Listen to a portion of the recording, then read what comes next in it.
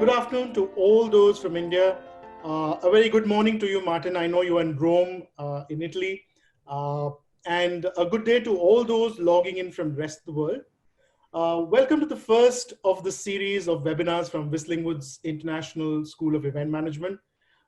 Today we have Martin da Costa, the founder and chief executive officer of 70 Event Media Group. When it comes to events and festival design or hospitality management, event logistics management, there cannot be a better guru to learn and understand the business other than Martin.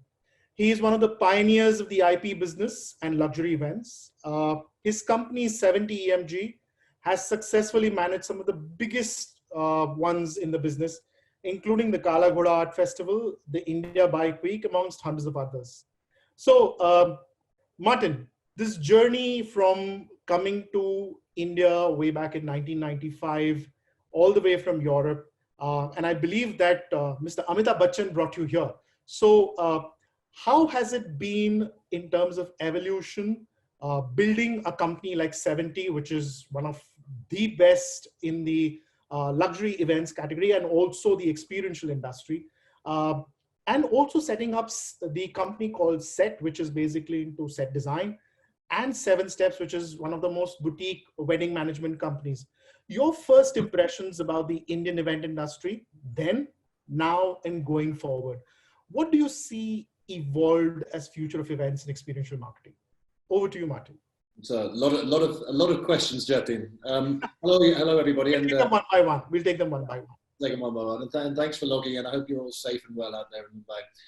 The event industry back in 1995, as you'd imagine, was fairly non-existent. I mean, you know, there was Wishcraft, of course, and there was Fountainhead, and there were a few other agencies. But it's not that there weren't events happening, there were. But there was this tremendous period between 96 and 2000 where both Coca-Cola and Pepsi were fighting each other. And also Channel V and MTV were fighting each other, and they were using events in order to fight, pretty much. So we got very lucky in those early years, and we were able to do many very large sort of concert-based events, which are fairly difficult to do these days, mainly because we were getting funding from Coke, from Pepsi, and then ITC and a whole lot of other brands came in. But it was, I mean, you can imagine what it was like. It was a world without mobile phones, a world without internet, a world where you had to plan to meet someone at a certain time at a certain place, and if you missed that meeting, you had to have a backup. And you know, it was very different and fairly basic. Let's be honest. Obviously, cut to today, and the industry is, you know, larger by an exponential, any exponential method you care to name.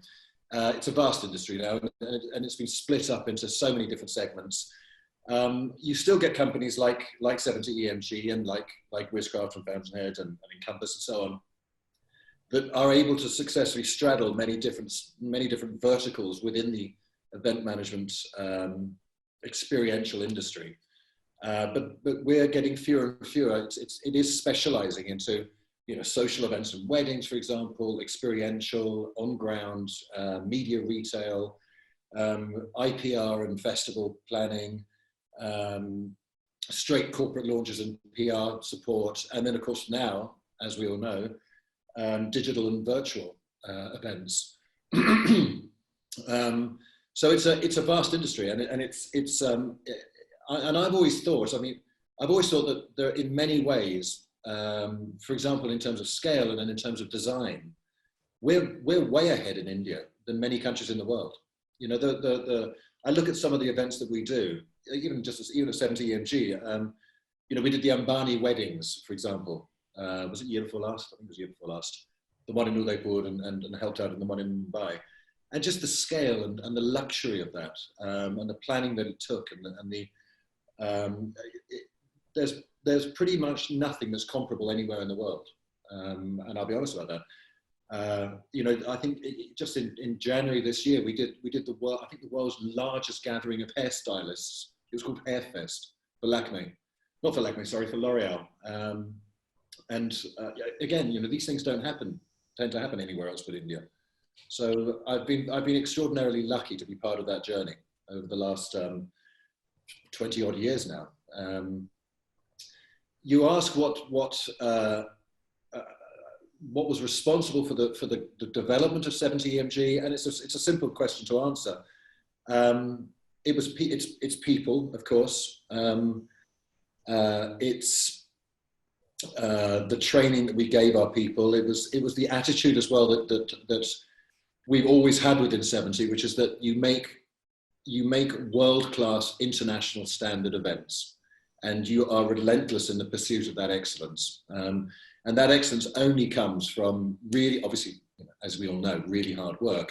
But more importantly, it comes from using your brain in order to plan exactly what's going to happen at that event, and then put that planning down on paper so that everyone knows what's going to happen, when it's going to happen, and how it's going to happen. From you to your employees, to your suppliers, to the client, to the talent, so that everyone knows exactly just how predictable it's going to be. And that's really the sort of cornerstone of our success, if you like. So my next question is that when you say people make 70 EMG what it is, what is that one bit of spark that you see, or what are those key attributes that you see when you bring people on board into the culture of 70 EMG? How do you pick and choose your men at work who deliver the work that you're talking about? Okay, I mean, firstly, in terms of what makes a successful event manager, sense of humor, because it's a difficult job, and you need to have, it's all, if you look at how elite groups of the army function, so for example, special forces, they go through an intense recruitment and selection process, and all the good agencies, especially at 70 EMG, that selection process is done internally. So, and I often say that, that the people that work at 70 don't suffer fools gladly. It's, if you get selected to join 70, right, your first 1 year or 6 months, you'll be working with some of the hardest working, cleverest people in the industry. And if you're not pushing yourself to keep pace with them and to take the job as seriously as they take it, then you just won't survive. You'll go. So that the first bit is that selection. You have to survive that selection. Then there comes this incredibly focused period of training, which can last up to 3 or 4 years in the event business, because we take very young people, 21, 22 years old, not much life experience. And we throw them into situations which they have to often sink or swim. We give them responsibility relatively early. And responsibility could mean, making sure that Amitabh Bachchan gets picked up from the airport on time and taken to the event and is kept happy for 6 hours. That's an enormous responsibility at an event, and you could be a 23-year-old doing that. And so you learn very quickly how important that training in order to cope with that is. The next part is of course pure experience. It's a truism, but it's a truism because it's accurate, that you do get better as you get older. We all do. We're all better now than we were 2 years ago, and so the more events you do, the more experience you have, the more clients you work with, just the better you get. And that relentless focus on upgrading yourself, upgrading your skills, upgrading your presentation, for example, the way you present yourself, upgrading the way you plan an event, where you just get used to the idea that you cannot miss anything out. That all takes time, and it's especially in the early years, really very, very exhausting, time-consuming often. There are times when the youngsters at 70, and I call anyone under the age of 30 a youngster, there are times when they don't sleep for 2 days. I mean, they have to keep going for 48 hours, just like a special forces soldier would on a mission, right? And failure is not an option. The job has to be done. It's if you ask any elite sportsman or elite soldier, what is the most important thing that you do, they will say it's finishing the job. And you you absolutely have to have that relentlessness. And when it comes to 70 EMG, I think one of the great advantages we've had is that virtually all the senior management, and we're talking about 15, 20 people here, have been with the company since the start of their careers. So some of them for 15 years, 18 years. And so the corporate culture, which is, and I'll go back to this sense of humor, the corporate culture at 70MG is very close, it's very warm. Yes, it's fairly ruthless in the sense that we don't suffer fools gladly. But at the same time, if you make it through, then you are looked after and you look after each other. And it's what we tell each other before every major event is look after yourselves. You've got a responsibility to look after yourself. And your next responsibility is to look after each other. And especially when we do these very large outdoor events in 40-degree temperatures, like India Bike Week, for example, which goes on for a week of production and planning and building on site on that hill in Bagator, where it's dusty and hot. And then it's 2 days of not sleeping, running the festival itself for 15, 20,000 people. I tell everyone, when you walk past one of your colleagues, give them a high five, slap them on the back, give them energy. And we do that. We give each other energy, and the results are there. We have grown, and it's because of all of what I've said so far. That culture of looking after yourself, having that sense of humor, being able to cope with the stress and the work, and getting good. You have to get good. So Martin, my question is that you've been a restaurateur, a first generation entrepreneur when you started 70MG. What is the advice you would give to some young minds out here who are trying to set foot towards building their own enterprise? We're looking at, entering the entertainment business, the event management business, and considering specifically the current times and the current challenges. How does one approach the business? What are the tools one needs to equip oneself with going forward? Well, I mean, let's talk about the current crisis very briefly. The event business is not going to go away because of coronavirus. The urgent need that people have to stand shoulder to shoulder and experience art, or experience each other, or learn about something in a live environment is going to come roaring back as soon as this is over.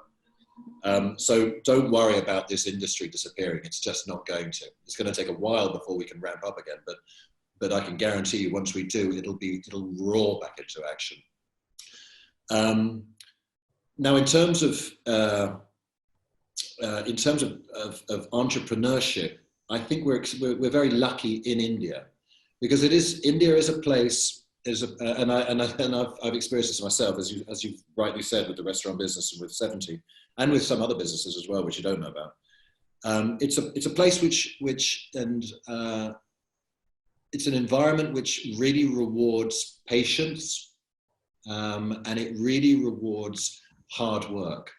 And I know that sounds very cliched, but I know very, very few people who've tried to set up businesses and have been both patient and have worked very, very hard, that have failed. And one of the things I say about India in terms of entrepreneurship is that, and this is something worth thinking, this is something worth remembering, is that whatever you plan to do, you will obviously plan on making X amount of money over X amount of time. Now, the truism is that it'll take you twice the amount of time, right, that you initially planned, and you will make half the amount of money over that twice amount of time, right? But if you're patient and you keep going, you will succeed, right? It's just the way of it. And I've seen this happen so many times. So those two qualities are obviously immensely important. Then obviously it's about your team. Yeah, it's about the people you work with and the people you hire. And what I've always said there, and what I've always said to the people at 70, is that you hire people who are cleverer than you are at the bits that you're not clever at. So, for example, Xerxes Andia, who's the CEO at 70EMG, he's been at 70EMG since 96 or 97. He's much, much better than I am at getting things done. He just is, right? Darius Gokul, who's been with us since 98, and is the head of our project management and operations.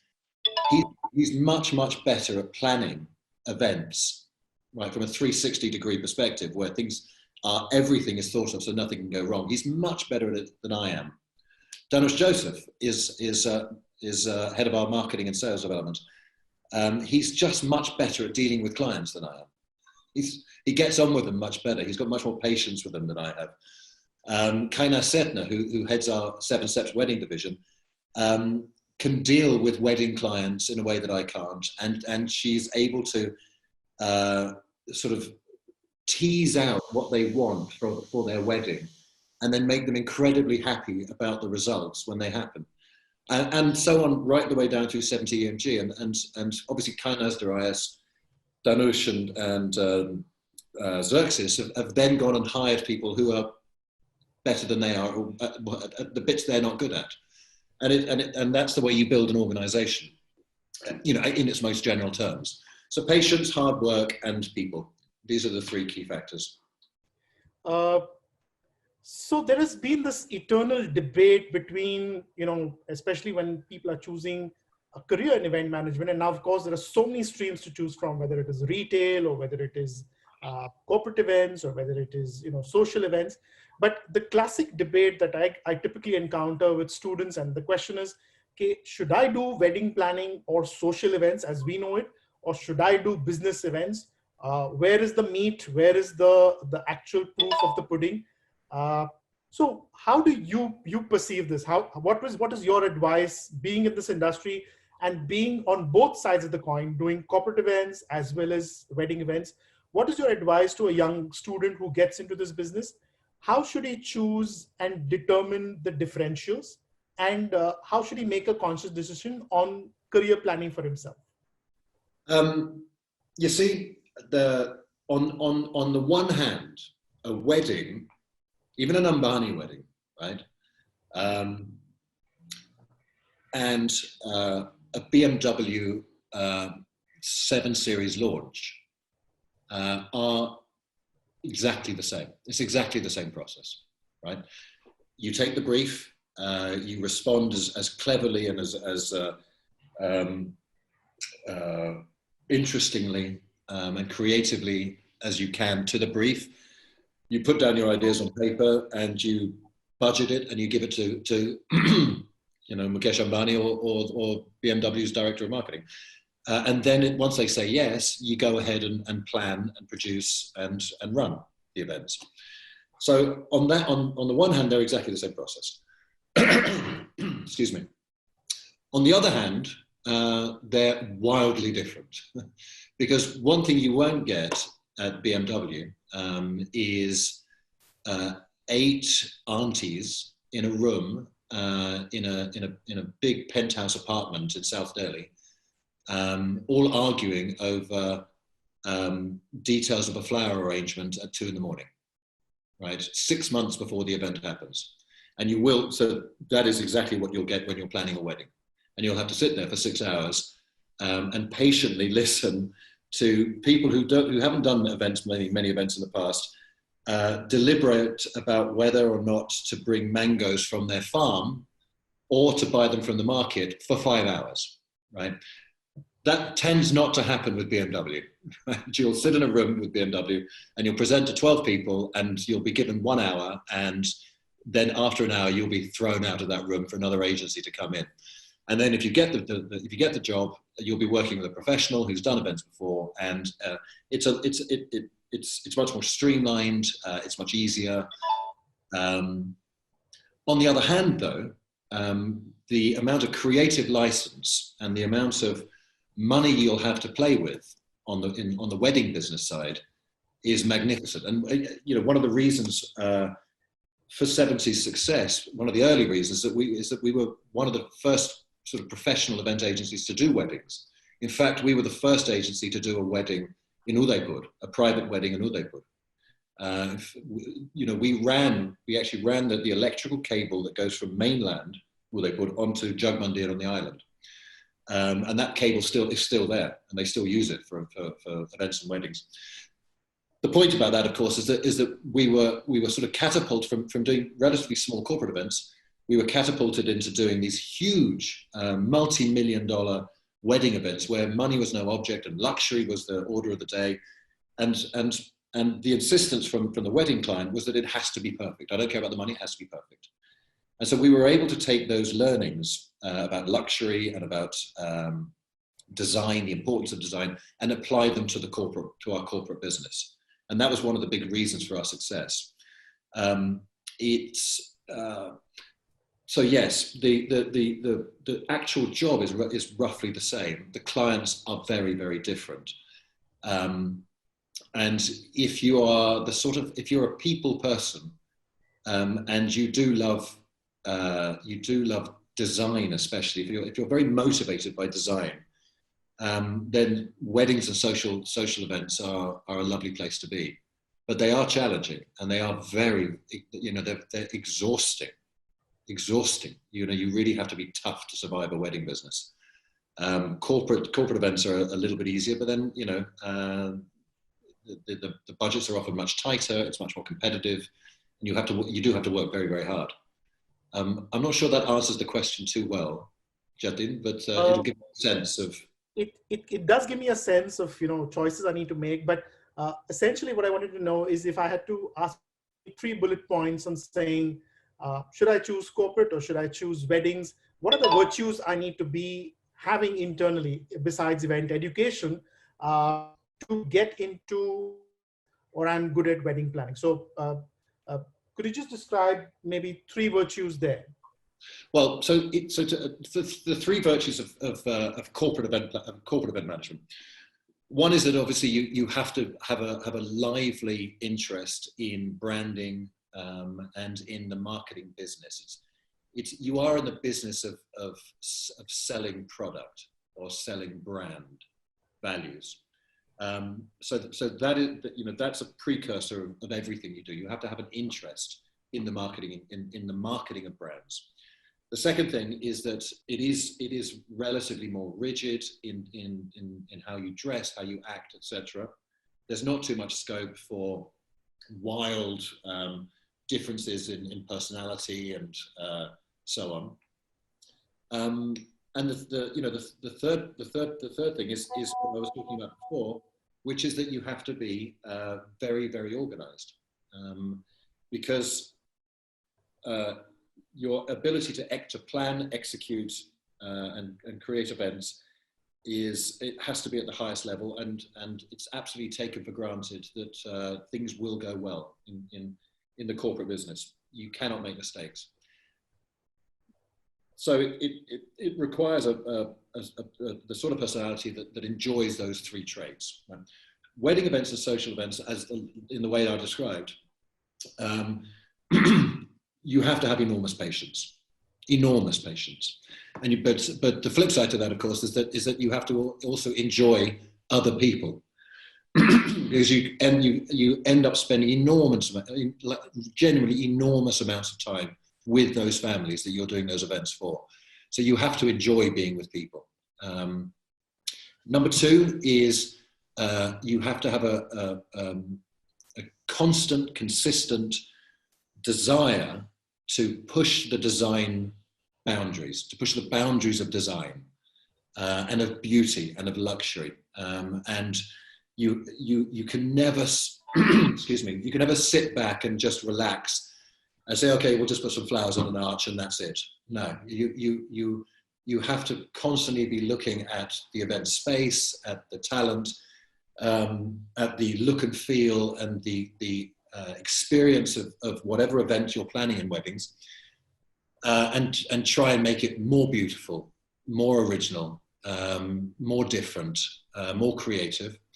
And thirdly, it's roughly the same as the corporate business. You have to be terribly, terribly, terribly well organized, because you can be doing projects which run into the tens of millions of dollars. So for example, in Udaipur, when we did the Ambani wedding up there, we had a crew of 7,000 people. And that was just that was the sum total of all the crews working on the project. Our head office in Udaipur, we basically chucked out this jeweler who had a 6-story office near the Oberoi Hotel, and we paid him to leave his 6-story office, and we took over the entire 6 stories, and that was just our planning department. In the basement, we had tailors, crazy, really sewing fabric together, but that was by the by. The other 5 floors were just event planners. So yeah, those are the 3 sort of key areas. Amazing. A lot of people on the group are asking on the webinar right now is, there's this new thing about AR, VR, mixed reality, virtual events, and everybody is talking about this. So is that going to really impact the business? Is it the new normal for event management, or is it going to be an addition to what we are currently doing? So so the question is, when events came into forte about 2 decades ago, everyone was talking about, getting social and getting experiential and getting live and getting personal. Today, when we are in the era of social distancing, the only way is virtual. So is that the new norm, or do you think there is going to be, it's just a temporary phase, it'll get added on to what we're doing and will continue the way it was earlier? Yeah, it's a temporary phase. I mean, absolutely. We even before the lockdown, we were doing events with AR and VR. We were doing events where we had, conferences for LinkedIn or Facebook or whatever, where we had people from America and China and the UK and Germany talking to us in India on a massive screen in front of 2,000 people. So none of this is new. The only what's really new, of course, is that we've all got used to Zoom and House Party and as a matter of course in our daily business. Is that going to go away? No. I mean, I think everyone pretty much agrees that a degree of working from home is going to be part of the new normal. Not all of us will be necessarily working 6 days a week in an office anymore. Some of us will be spending a couple of days at home, which is great, by the way, because it means that local shops will start being able to sell to people who are working at home. There'll be less traffic on the roads, less pollution. And frankly, a lot of the meetings that we have, I mean, with clients especially, are just not required. We can do it like this.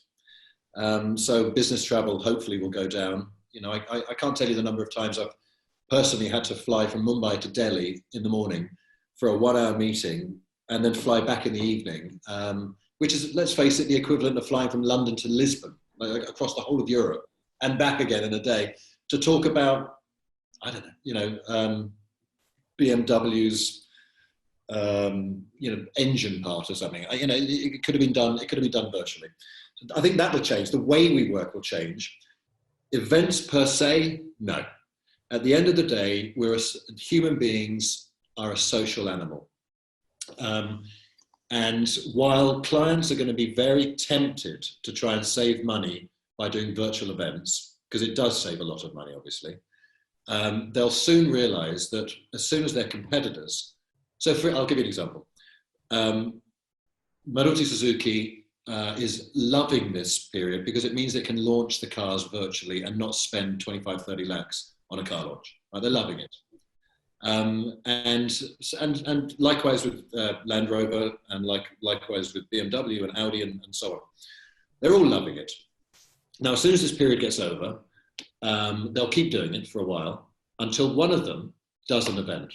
And by that stage, the journalists and the general public and their customers will be so bored of looking at a computer screen that they'll flock to that event and it'll get huge publicity. And it'll sell cars. And as soon as that happens, then the next guy will have to do that, and then the next guy will have to do that, and the event business will come roaring back because it's an integral part of human evolution, as Yuval Noah Harari says that we've all read *Sapiens*, the book. An integral part of human evolution has been gossip. We've developed as a as a human race because we gossip with each other. Oh, what's over the top of that hill? Is there food over there? Or what's going on over there? Or I don't know. Why don't we go and have a look? That's been an integral part of our evolution. To think that gossip is going to go away is just not an option. And the problem with Zoom is that we can't gossip. You and I are sitting here looking at each other, talking to each other over a computer screen. I see there's 145 other people alone in their homes, not able to sort of nudge each other and say, yeah, he's talking rubbish, isn't he? I don't agree at all with what he's saying. You know, and that's effectively what an event is, right? And we need it. So yes, in short, yes, it is going to change. The way we work is going to change, but none of the technologies that are currently being used are new. We've been using them forever. Including, I mean, the thing I find most fascinating, well, one of the things I find really interesting is VR, which has not really been exploited too much, virtual reality. And I find this hologram technology really interesting as well, which is that you can have Jimi Hendrix doing a live concert and he looks exactly real, you know, or you can have Jimi Hendrix with Coldplay and Lata Mangeshkar on stage together and you can sit back and watch it. You know, I think it's just fascinating. In fact, you'll be happy to know that Whistling Woods has its own VR lab, and we extensively working on mixed reality per se. So it's a part of the academic rigor that students learn how VR and mixed reality as a part of the curriculum. So here is the question: is that saying that virtual reality will get added on, not get will overshadow the business? The main concern also right now with people's head is about the whole concept of health and hygiene, and how, because a concert is not a concert if you're not jostling into each other's shoulders. So how does that impact the business? Do you see any radical changes in how we will be doing our events, especially with limited venues, the kind of infrastructure we have in India, with we jostling for space and trying to fit in number of people?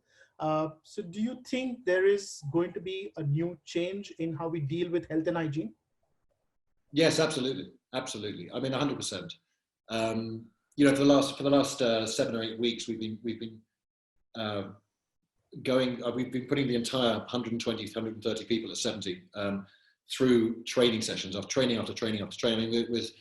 It's actually been quite good for us because we've been able to take this 8-week gap and upskill the entire company. And one of the big parts of that has been on hygiene and has been on what are we going to do when this opens up again. So for example, if we're doing a media drive for Land Rover Discovery, and a media drive means we get journalists and they try out the cars. How are we going to disinfect the cars? How are we going to disinfect hotel rooms? How are we going to disinfect the materials, the paper materials that we give the journalists? And so we've done a lot of work on this, and in fact we've already put together a manual of what we will do at every single event. And extraordinarily, I mean, there are already companies out there who are specialising in this. So for example, I think is it 3M? 3M, I'm not sure if it's 3M. There is a very, very professional company that we always use to clean cars for a car launch or for when we build these big auto show exhibitions. So the cars sort of end up sparkling clean. Now they've just launched a division internally, which is precisely to do this antiviral, antibacterial cleaning of an entire venue. So yes, it's going to become very, very important. It's certainly in the short term.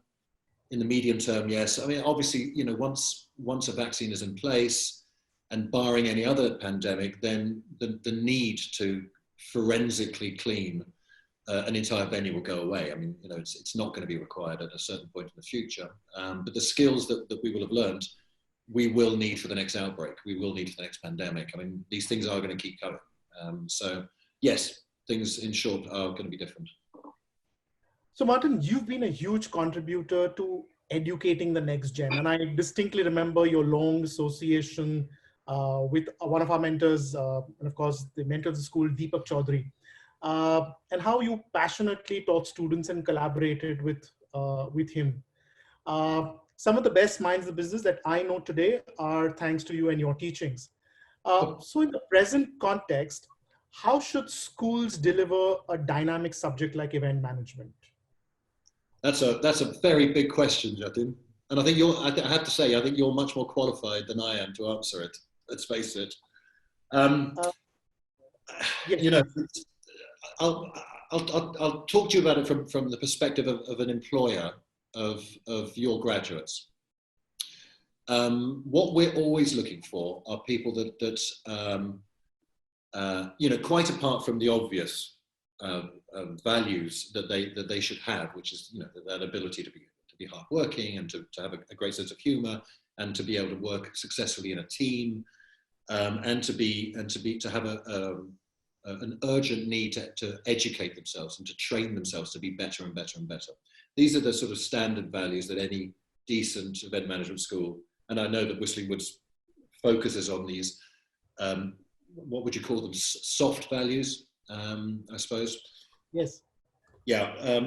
On top of that, then, there is the hard training, and where we have to spend a lot of time always when we hire young graduates is in teaching them how to behave in a business environment.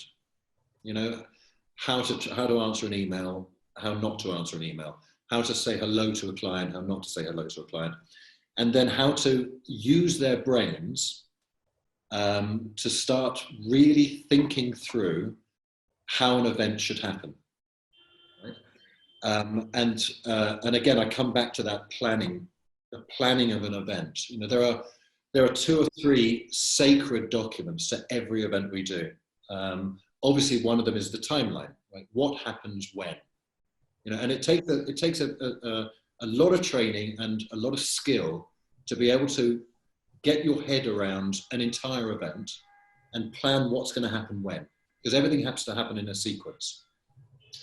The second major skill that we spend a lot of time training is responsibility management, right? So who is responsible for what, and then taking ownership of that vertical of the event, you know, so that you become completely trustworthy within the framework of that vertical. So, for example, if you're in charge of transport at an event, or if you're in charge of backstage, or if you're in charge of show management, that you absolutely own that space. You know how it works, and you have a sort of relentless drive to get it absolutely right. So I'm aware these are fairly generic, right? But these are the skills which we have to spend a lot of time training, and they do come out of I think casework at the education stage, so that you start giving kids and students live examples to work on. You know, so you create situations where you're the client and you're briefing someone, or you're the event manager and you're briefing someone on a specific role within an event, and that person then has to put down on paper exactly what has to happen, when it has to happen, and who's doing it and what they're doing. That clarity is what is so important, and frankly, that's you know, the final soft skill is confidence, self-confidence, and it's something which some people have naturally, some people don't have naturally, but it can be trained and it can be taught, and it's very, very important that you, without being cocky or arrogant, or thinking that you know everything, that you have that self-confidence, that quiet self-confidence, especially in front of, you know, clients, your peer group, etc. Interesting. So that exactly brings me to a question which I have on the group here, saying is, how important is classroom learning, the simulation of the planning process, understanding creative methodology, against going and volunteering last mile delivery of events, you know, where you work on projects? So what is the emphasis that you would put on this one, where students get a real-time learning in a class, they go through the process of creative planning for an event, versus actually going and saying, oh, I worked on a XYZ award show and I saw these fancy lighting and therefore I know events. How do you grade this, justify this, and say, if you're to hire someone like this, what would be your emphasis on? It's the classroom learning and the working through of real life examples in a classroom environment is absolutely critical to success as an event manager.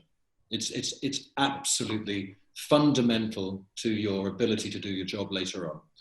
Both classroom learning and real life examples are both important, of course. And working at events is terribly important because you have to have a sense of what happens, how it happens, what it looks like before you can even think of becoming an event manager. But the knowledge that you get by working your way through a real life event example in a classroom and then putting it down on a laptop or on paper so that you actually understand the sequence of events and what has to happen for something else to happen, because it's all interconnected. Everything that happens prior to an event and during an event is all interconnected. For you to understand those connections, it has to start in the classroom.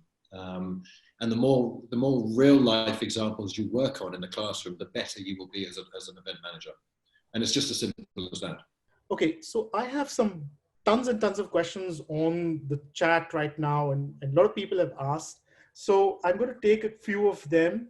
One of them has asked specifically about the Kalagoda Festival and the IBW Festival. How important is sponsorship in events? And how do you manage something like this in the current scenario? Well, in the current scenario, there is no Kalagoda Festival and there is no India Bike Week. India Bike Week was scheduled, I think, for the first weekend in December. I can't see it happening. I doubt it's going to happen. How important is sponsorship? It's absolutely fundamental. Kalagoda doesn't happen without sponsorship. It cannot happen without sponsorship because there is no ticket entry. There's no, people aren't paying to go to it. There's a certain limited amount of money that the Kalagoda Association makes from selling stalls and food and stuff. But 90% of the budget comes from sponsorship. And getting sponsorship is an incredibly complex, time-consuming, frustrating process, especially in India, especially these days, and especially following this coronavirus epidemic. So yes, it's for Kalagoda, it's fundamental. For India Bike Week, it's less fundamental because we do charge ticket entry. We make a lot of money from food and alcohol, beer mainly. We make a lot of money from selling stalls and exhibitors, motorbike accessory brands, etc. And we designed it this way, frankly, so that there would be a lot of different revenue streams. So that even if there's a colossal financial crisis like we're undergoing at the moment, we can still run India Bike Week because we have enough revenue coming in from different places. Having said that, though, a major part of India Bike Week is the motorbike manufacturers displaying their latest bikes. Now, what is that? Is that an exhibition? Is it a sponsorship? It's a bit of both, frankly. But it's fundamental to the event because people who love motorbikes want to see the best bikes in the world. And in order to get the best bikes in the world, you have to have the motorbike manufacturers on site and in place. So that's, it's very important. We're a little bit unfortunate in India when it comes to festivals, concerts, events, because we're not, as an economy, we're not really at a stage yet where we can charge $100, $150 tickets and entry fees. And the vast majority of concerts and festivals that happen in the UK or in Europe, in America, are sponsor free. Glastonbury, which is the world's largest festival, one of the world's largest festivals, is entirely sponsorship free. There are no sponsors, and that's the same for many of the very big festivals in America and the UK. But that's obviously because people are paying £250, upwards of 30,000 rupees for a ticket. And 250,000 of them are paying that much money. So you have a colossal budget just from that. India's not at that stage yet. It's very, very tough. I mean, I think even when U2 came down, the average ticket price was 5,000 or 6,000 rupees, which is $60, $70. And then entertainment tax was 28 or 18 to 28% on top of, taken away from that. It's impossible to produce an event purely on tickets of that nature, anyway, of that scale. And it's unfortunate, but it's a journey that India's going through. And it's a journey that will end up in the same place as the UK and America eventually. But for the moment, yeah, we have to chase the sponsorship dollar. But you have been doing events like the X Food Festival and a couple of others, which are luxury, which are premium, which are catering to the urban, rich Indian, and they've been fairly successful. So how does that work? Because I again believe that most of them are hardly having any sponsorship. They're more driven by the audience response and the participants who are coming on there as well. No, you say that, Jati, but X Food Festival was the Isuzu X Food Festival. They gave us a lot of money. Okay. The prize for contemporary art was the Skoda Prize for contemporary art, and frankly, that's a prime example of an event of a great IPO. It was a fantastic IPO. I ran for 3 or 4 years, and then Skoda backed out, and we couldn't find another sponsor, so the event just disappeared. There was no other revenue source for it. India Bike Week is a good example, because India Bike Week is a festival where we don't necessarily need a title sponsor. There's enough money coming in from the motorbike manufacturers, the accessory guys, and then other sundry brands that want to be associated with the motorcycle market or motorbikers, that we don't need a title sponsor for it. Okay. One question here is about scaling events, especially IPs, and taking them to other markets. So there's a question here which says that how does 70 measure events in the industry? Or how does 70 measure its own events? How does it plan to take, their events to tier 1, tier 2 cities in the future? Is this a logical way to make the brand better? Is it the logical way to make the IP better? And how does one scale it up? Yes, so on the measurement front first, so we employ a fairly large range of ROI measurements, of return on investment measurements, both financial in terms of engagement, etc. So let's take India Bike Week as an example. We'll have an event audit team at India Bike Week, and they'll be measuring everything from online engagement, so the amount of social media that the event has generated from both its clients and from its customers and from the people, participants at the event, and from our own marketing plan. They'll be measuring the amount of engagement on ground, what part of the festival worked, what didn't, what do people seem to like at India Bike Week, and then we refine that year on year on year. And every year India Bike Week has got bigger and better, and it changes. It develops as a festival based on what we've measured in terms of actual on-ground audience engagement.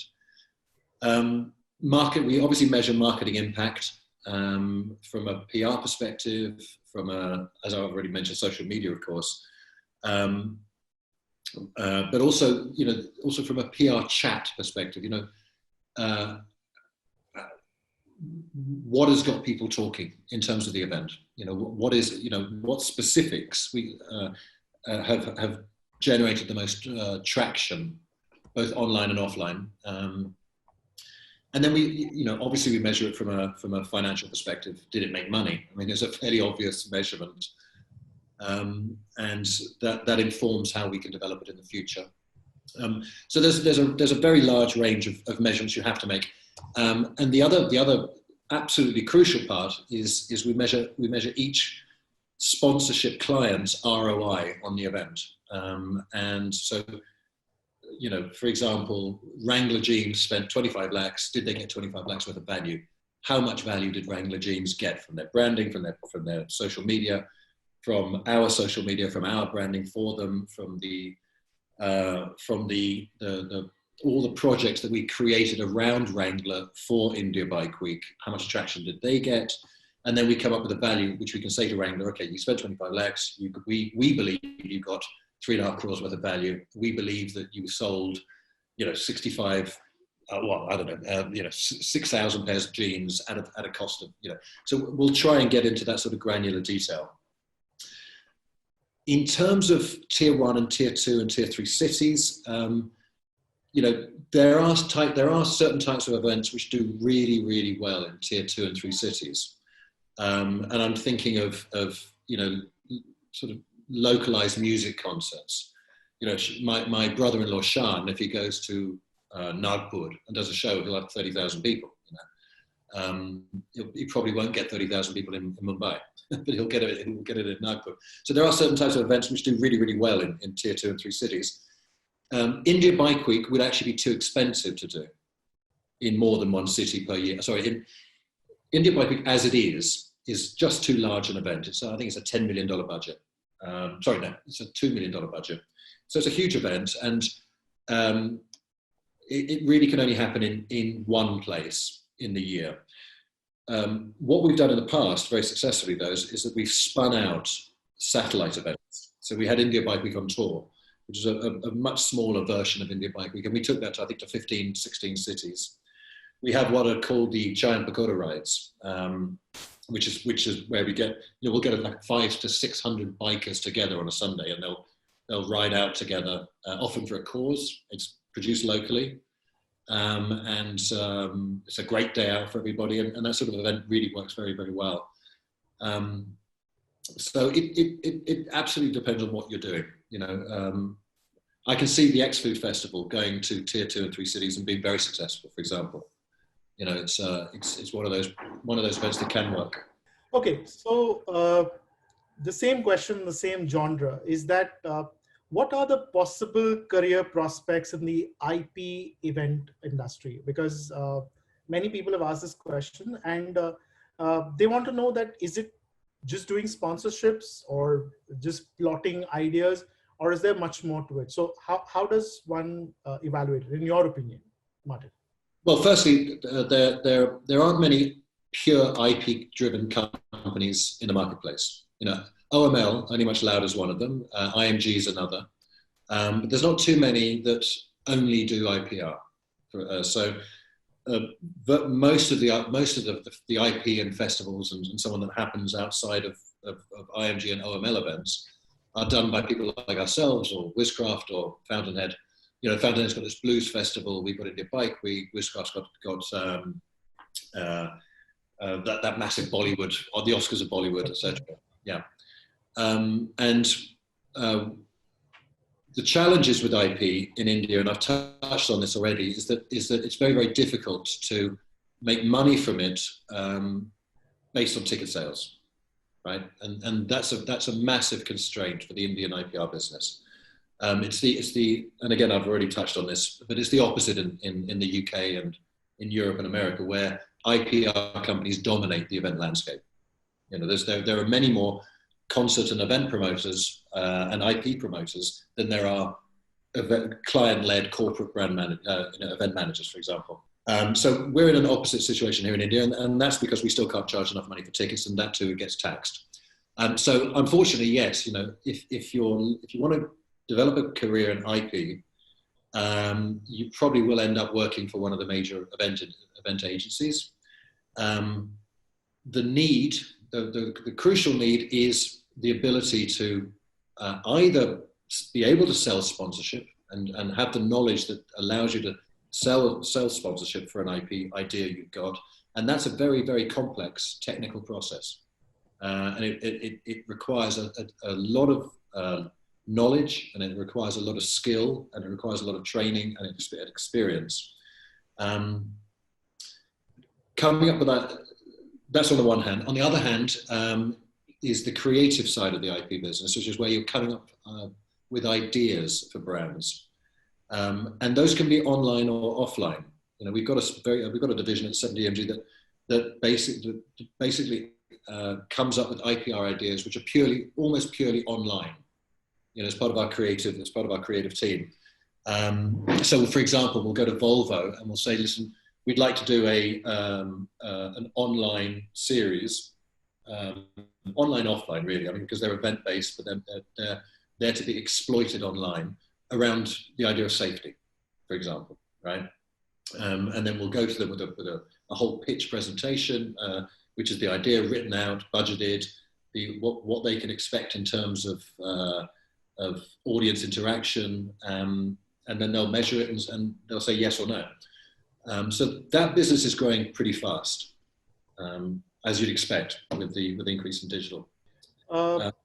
Yeah, go ahead, Jyoti. So the question then here is, it's a combined question again. So there are two parts to this question. So again, they want to know, are there any specific roles in the IP business that I can aim for? Second, they want to know is that, so the second part of the question, which I could take later. So you could answer this one first and I'll take this next one later. Are there any specific roles in the IP business? Not for a trainee, not for someone who's straight out of a college. My advice would be is you get into the best possible event agency you can get into and learn the business. So once you're inside an event agency and you're working on events, you'll very quickly come to realize which part of the industry you like, which part of the business you like being involved in. Is it the production and operations side and the planning side, or is it the client side, client servicing side, or is it the creative side? Or indeed the sales development and business development and marketing side, right? Once you've figured out where you want to be as a career, because you can't, these days you can't do all four of those. They're four entirely different verticals.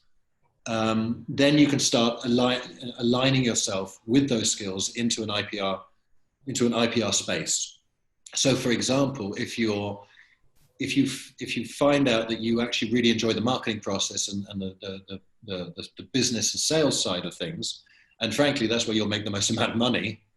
So if you do enjoy that, then the logical place for you to go is to start selling sponsorship for events. I mean, it's a very easy step to take.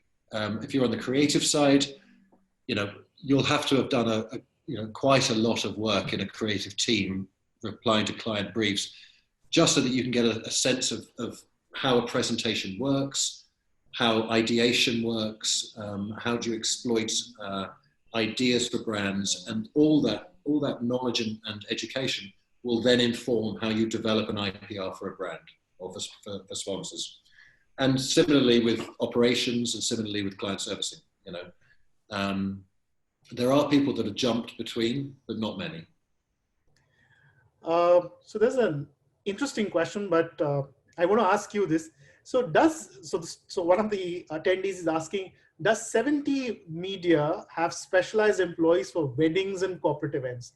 Do they shuffle around, or are they specialists that you have hired for each role play? They're specialists. Yeah, they are specialists. So for 7 Steps, for our wedding business, because the skill set is exactly what I described much earlier, with that patience, that ability to sit in a room with 18 squabbling grandmothers, essentially, it's a very special skill set. So the design, the planning of a wedding is done by the 7 Steps team, and that's all they do. Obviously, once the wedding takes shape and we know it's happening, then the rest of the company gets involved, depending on the scale and size of it. So then the operations teams come in, the creative teams come in, the set design teams come in, and a project team is put together for that project. But it's always led by the wedding planners. They're in charge of the process. So technically there would be a business management and a content team which would do the wedding, but the production, operations, resources still would be a common pool, isn't it? Yeah, that's a common pool. Because this, again, like I described earlier, it's the same process. We have just time for 2 more questions. So I would just want to take one question here, which is saying, what is the future of the sports and especially the live events business concerning post-pandemic? How do you see? As you've already said, it will roar, it will come back. So it kind of answers what you did mention earlier. But in your opinion, how will this impact the event industry as a whole? What is the time that you estimate which will take for the road to recovery?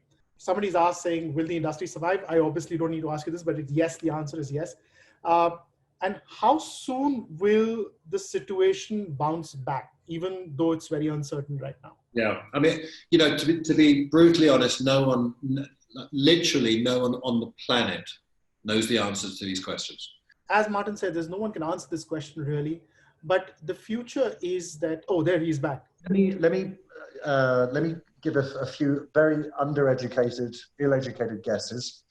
Let me start by being relatively positive.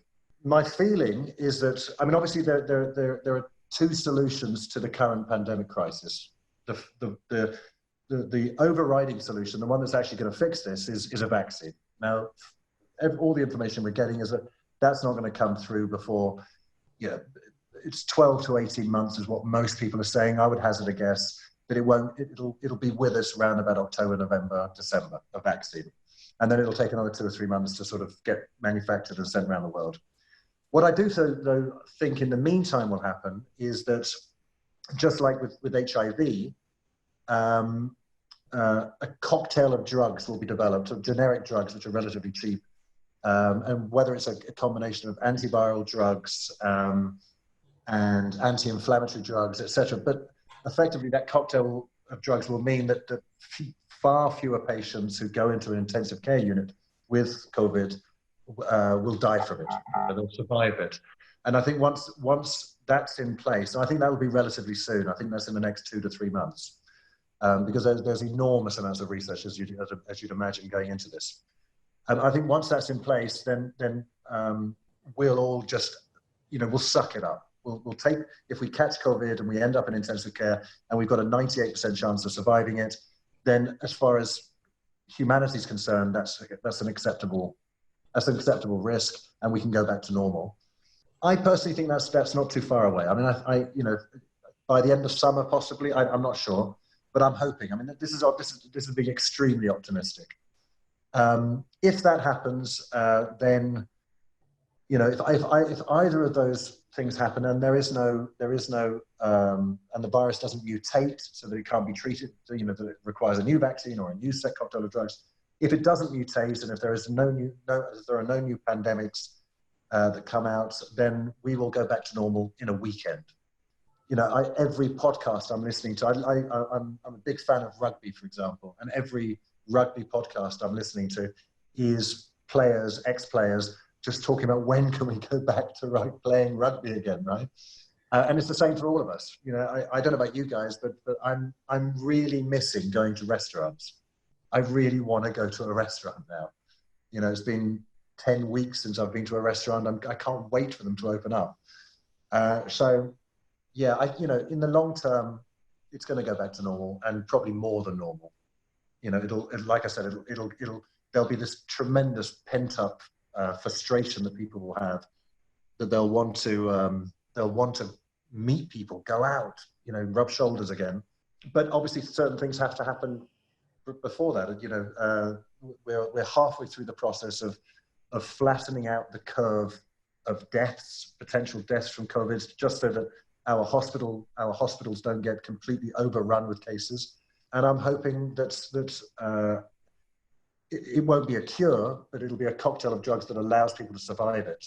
Will happen in the next, how long is anyone's guess, but I'm hoping in the next 3 or 4 months. I mean, I think there's over 70 drugs currently being tested live, and these are generic drugs which have been in the market for years, everything from anti-malarial pills to anti-rheumatism pills. And as long as you ignore what Donald Trump says about anything to do with this, I think they will find a solution fairly quickly. So on that optimistic note, Martin, I want you to sum up this meeting. I mean, what are the leave behinds that you want to give to the aspiring students who want to enter this business of event management? Some word of advice, some leave behinds which they could take back and mull over it and come back strongly and join the brigade of budding event managers. Well, I mean, let me first say that it's a fabulous business industry to get involved in. I mean, it's never the same day twice, right? It's never the same event. It's never this. you're not sitting there in an advertising office looking at 50 pictures of a single tube of toothpaste, trying to decide which one is best. That's not your job as an event manager. You're out in the open, you're working with people, and you're producing joy, right? That's what we do. We produce happiness. The takeouts, as far as you and your career is concerned, is take yourself incredibly seriously. Take your training seriously, take your education seriously, take what you learn in the classroom seriously. Use this period, this lockdown period, to train yourself in things that you otherwise wouldn't really think about. So, for example, your public speaking, your business etiquette, your writing skills. All these things, all these soft skills are hugely underrated when it comes to your success long-term as an event planner. Thirdly, know that this industry isn't going anywhere. It's going to keep. It's still it's a still very young, nascent industry in India.